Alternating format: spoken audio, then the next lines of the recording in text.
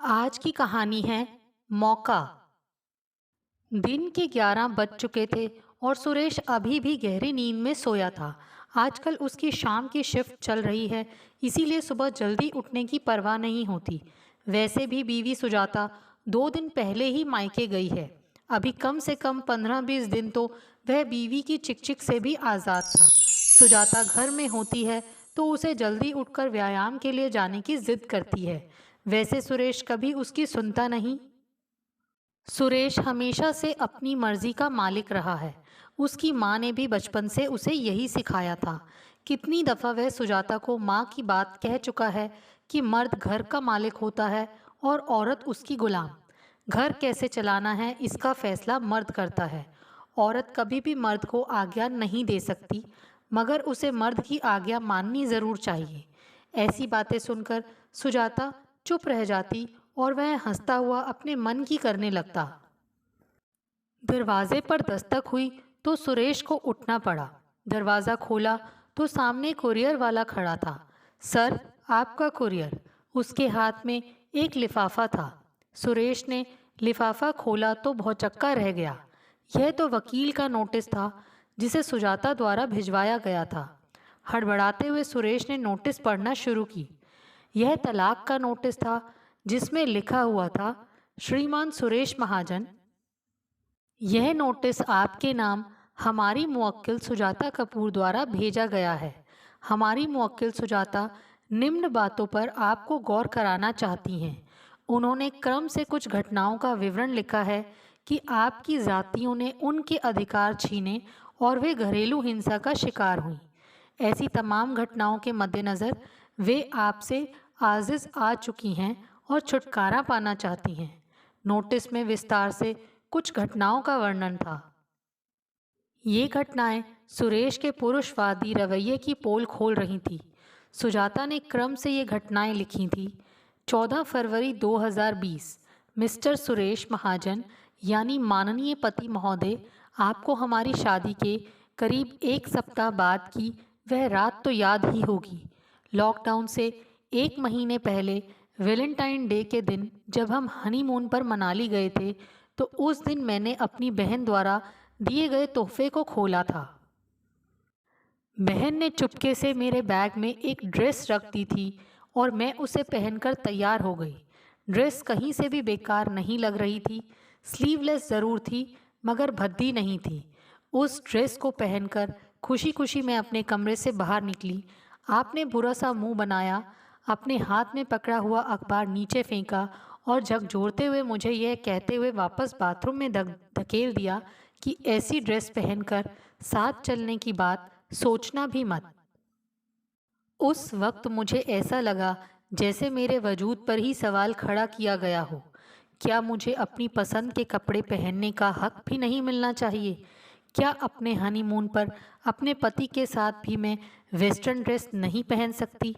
Notice में एक और घटना का विवरण था। सुजाता ने हिंसा का आरोप लगाते हुए एक दिन क्या हुआ था इस बारे में विस्तार से लिखा था। 23 मार्च 2020, उस दिन मेरी तबीयत ठीक नहीं थी।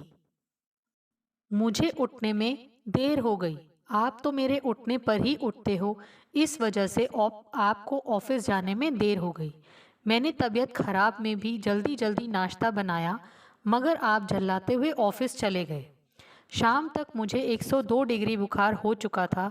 मैंने फ़ोन करने की सोची, फिर रुक गई कि आपका मूड सही नहीं है। मैं दवा खाकर पूरे दिन सोई रही। शाम को दरवाजे की घंटी लगातार तेज़ आवाज़ में बजती सुन मैं हड़बड़ा कर उठी और चक्कर खाकर गिर पड़ी।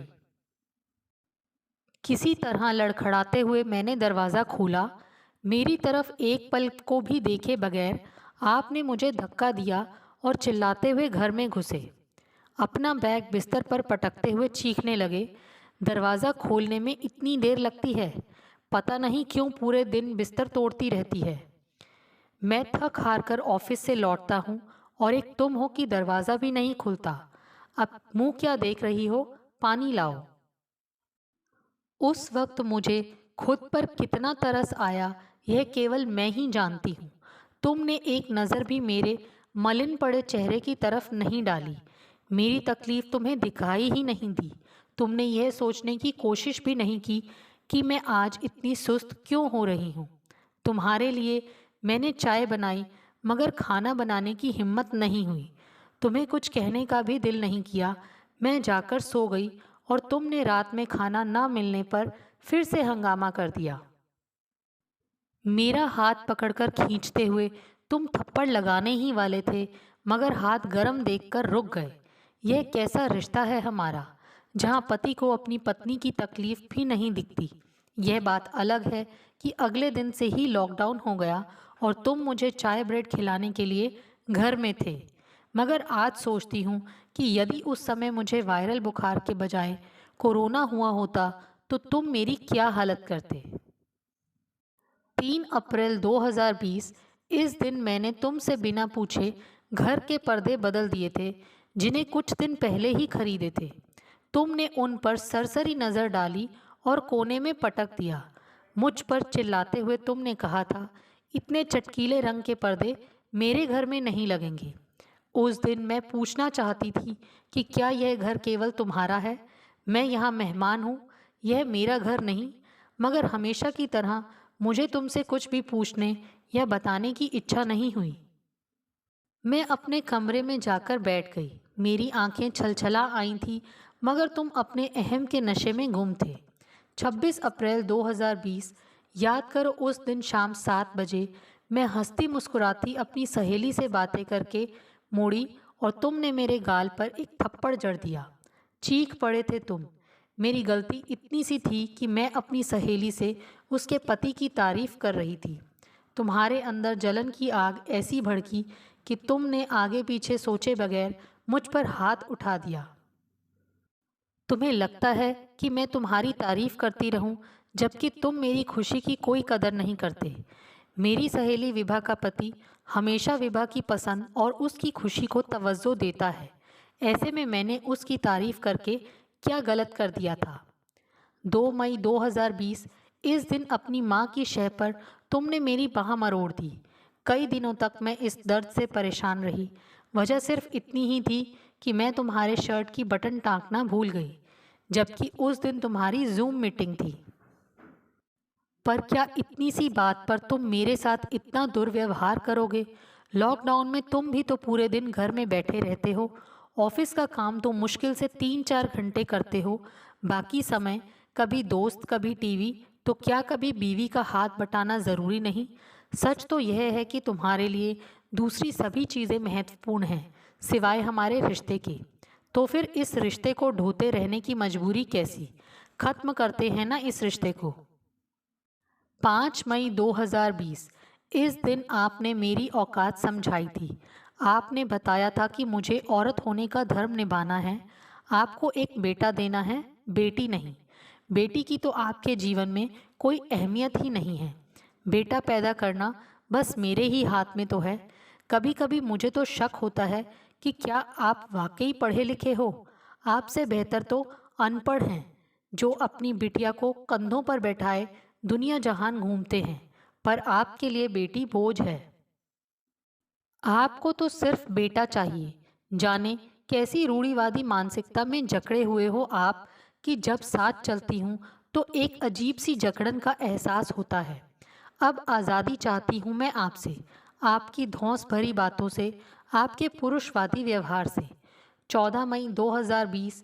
उस दिन शाम को सब्जी काटते हुए मेरा हाथ कट गया था। मेरे दाहिने हाथ में पट्टी बंधी थी, मगर आपको कोई परवाह नहीं हुई कि मैं खाना कैसे बनाऊंगी। पिछले 2 महीने से मैं आपको पसंद की चीज़ें बना बना कर खिला रही हूँ ना। फिर क्या आप एक दिन मेरे लिए कुछ बना नहीं सकते थे।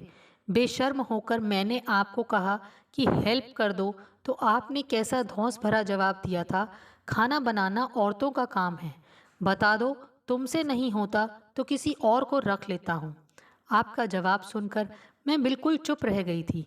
आगे कुछ कहने को बचा ही नहीं था मेरे पास। मैंने सोचा था कि लॉकडाउन के समय में आपके साथ ज़्यादा वक्त बिता पाऊंगी, ज़्यादा बेहतर ढंग से समझ सकूंगी आपको, ज़्यादा करीब आ पाऊंगी।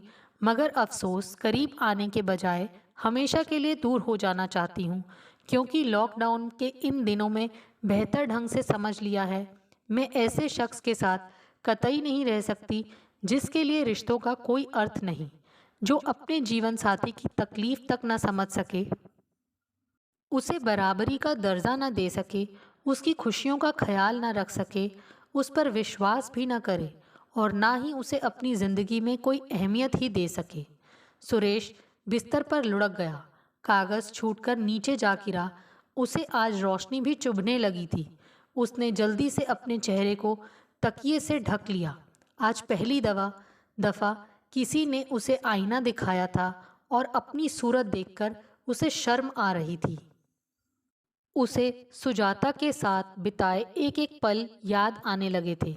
वे पल जब सुजाता को जी भरकर प्यार किया था उसने। वे पल जब सुजाता के साथ ने जीवन आनंद से भर दिया था। उसे याद आ रहा था कैसे सुबह से शाम तक सुजाता उसके और घर के कामों में लगी रहती थी। सुजाता को तो हमेशा मुस्कुराने की आदत थी, तो क्या वाकई वह इतना स्वार्थी और घमंडी था जिसने सुजाता की हंसी छीन ली? सुरेश बार बार उस कागज में लिखी बातें पढ़ने लगा। उसमें लिखी हर घटना उसकी आंखों के आगे सजीव हो उठी। वाकई सुजाता ने जो भी लिखा था वह 100% सही था। मगर जब घटनाएं हो रही थी उस वक्त सुरेश ने कभी भी सुजाता की नज़रों से नहीं सोचा था। सुजाता जो उसकी जीवन साथी है कितनी दुखी थी और सुरेश को इस बात का एहसास भी नहीं था। उसने कभी यह सोचा ही नहीं था कि सुजाता इस तरह सब कुछ छोड़कर भी जा सकती है। उसे तो सुजाता की आदत हो गई थी। उसके बिना घर में कितना अकेला हो जाएगा, एक छोड़ा हुआ पति कहलाएगा, दोस्त पीठ पीछे उसका मजाक उड़ाएंगे, ऐसी कितनी ही बातें सुरेश के जहन में घूमने लगीं। सुजाता के यूं मुंह मोड़ने से उसकी ज़िंदगी कितनी बदल जाएगी। पहले तलाक की भागदौड़ और परेशानियां, और फिर सुजाता संपत्ति में से भी हिस्सा मांगेगी। उसे गुजारा भत्ता भी देना पड़ेगा। तलाक के बाद दूसरी शादी की टेंशन भी रहेगी। सुरेश को अपना कुलीग विजय याद आया। तलाक के बाद बहुत मुश्किलों से उसे दूसरी दफ़ा कोई ढंग की दुल्हन मिल पाई थी, मगर वह भी फ्रॉड निकली। सुरेश सोफे के कोने में बैठ गया। वह सीधी सादी व पढ़ी लिखी पत्नी को गंवाने के बाद कहीं वह भी परेशानियों के भंवर में ना फंस जाए। सुजाता में कोई कमी नहीं, यह तो सचमुच उसका खोखला घमंड था, पुरुषवादी रवैया था, जिसकी वजह से उसकी शादीशुदा जिंदगी बर्बाद होने वाली थी। सुरेश रात भर करवटें बदलता रहा। वह लगातार यही सोचता रहा कि सुजाता को तलाक न लेने के लिए कैसे राज़ी किया जाए। अगले दिन सुबह उठते ही उसने सुजाता को फ़ोन लगाया और एक दफ़ा मिलने की इच्छा जाहिर की। किसी तरह सुजाता तैयार हो गई। सुजाता का मायका आगरा में था। सुरेश ने सुबह सुबह बस ली और इलाहाबाद से आगरा के लिए रवाना हो गया। सुजाता ने उसे मॉल में मिलने बुलाया।